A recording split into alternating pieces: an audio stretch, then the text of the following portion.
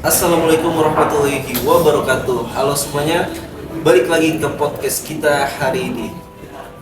Hari ini kita mau bahas apa ya, Binta ya? Sama sih apa sih, kita kemarin habis matkul gitu. Nah, kita mau nge-review matkul filsafat dakwah yang kemarin aja. Oh, yang judulnya filsafat dakwah dan keilmuan dakwah itu. Betul. Emang filsafat dakwah itu apa sih?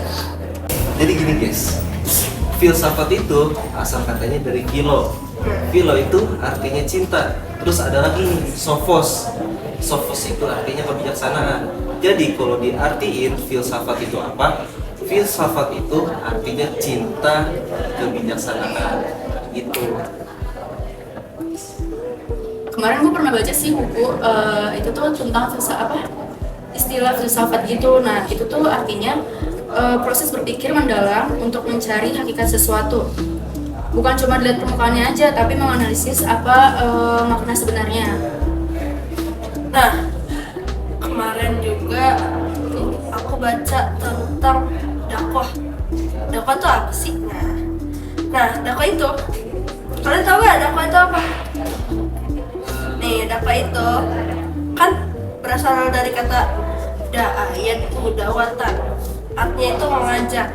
Nah, jadi dakwah itu proses gimana caranya dakwah itu nyampe ke orang itu buat ngajak orang itu ke jalan Allah. Nah itu tuh yang aku tahu. Selebihnya bisa kalian jelasin coba. Oh berarti filsafat dakwah itu kalau diartiin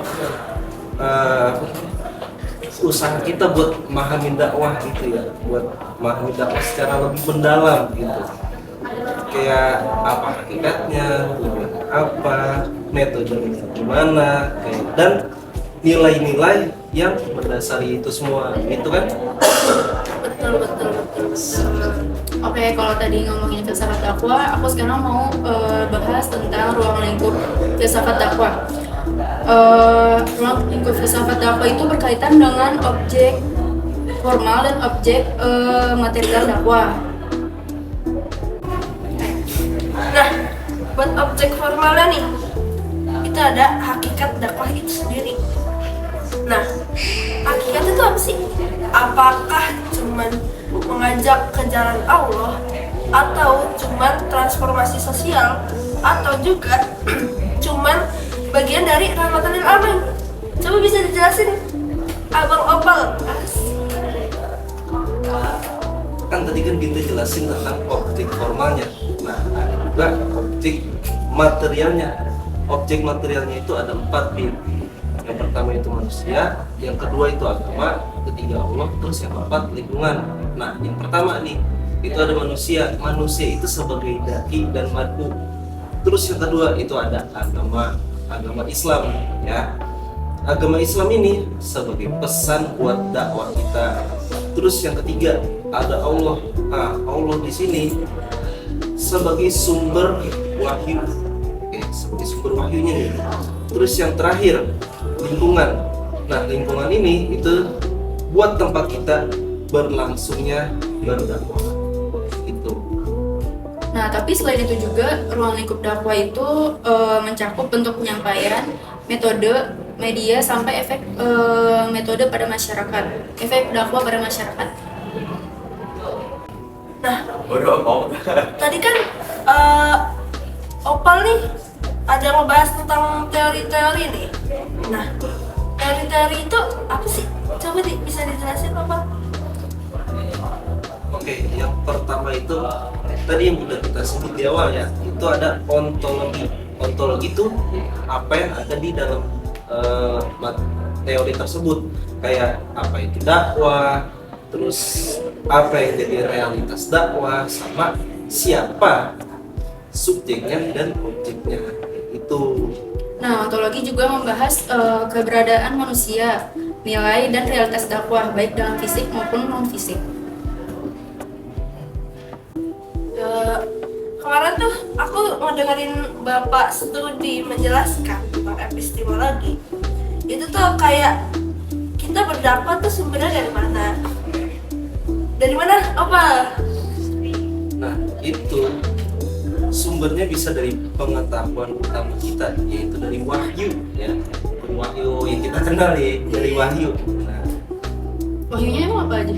wahyunya itu ada dari Al-Quran dan hadis, tuh ya. Sama ada dari akal, indera, dan intuisi buat pahamin itu sama praktekin itu. Terus kalau aksiologi, Nah, kalau misalnya yang aku tahu, aksiologi itu tentang nilai dan tujuan. Misalnya tuh kayak apa sih manfaat ilmu dakwah? Untuk apa sih dakwah dilakukan? Terus nilai apa aja yang mendasari dakwah? Itu sih yang aku tahu.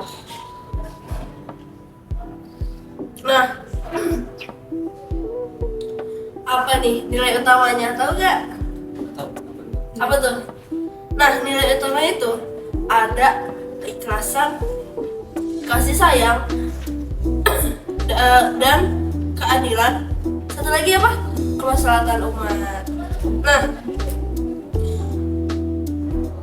terakhir, ini terakhir bukan sih? Bukan ya? Penjelasan selanjutnya itu ada metodologi dakwah. Nah, metodologi dakwah nih Kayak gimana sih? kayak gimana? Coba jelasin dong. Coba jelasin. Soalnya aku nggak tahu.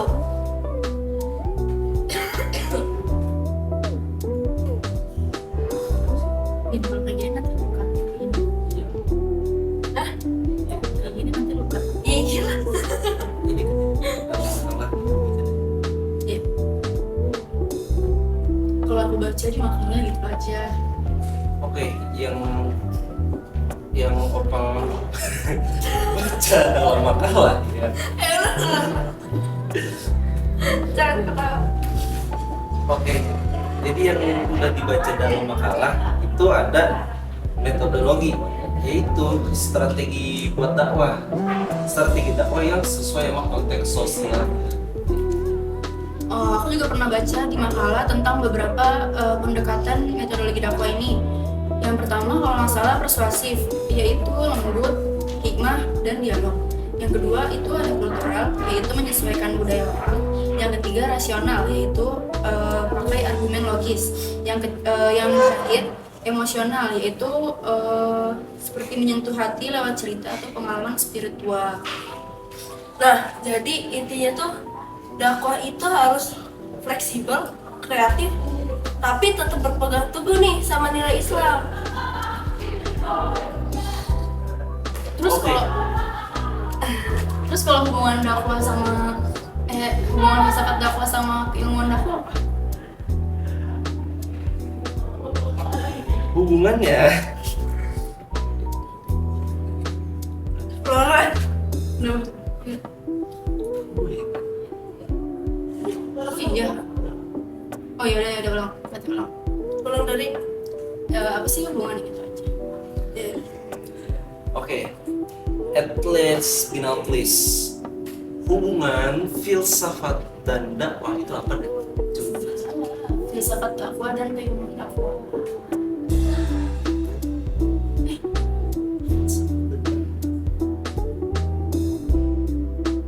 Terus keilmuan dakwah? ya udah nggak apa-apa.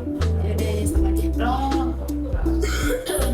Oke, at last but not least, aku mau nanya, hubungannya filsafat dakwah dan hubungan filsafat dan dakwah itu apa sih? Filsafat itu berfungsi sebagai alat bantu dakwah, misalnya untuk membela keyakinan lewat argumen rasional. Ini bisa disebut sebagai apologetika. Nah, yang kedua nih, jadi filsafat itu studi analitik. Jadi filsafat itu ngebantu kita buat ngejelasin gimana hakikat sama tujuan dakwah. Nah, yang ketiga apa? Coba jelasin apa? Untuk yang ketiga, akhir nih, itu adalah filsafat adalah refleksi ilmiah terhadap dakwah. Jadi sama kayak filsafat keilmuan. Nah, filsafat dakwah itu bagaimana cara kita memahami aspek ontologi, epistemologi, dan aksiologi dari aktivitas dakwah tersebut. Gitu. Oke, berarti pembahasan kita udah selesai nih. Banget. Oh my god. Aduh, wow. Oke, jadi pembahasan singkat dari kita tentang filsafat dakwah dan keilmuan dakwah. Binta.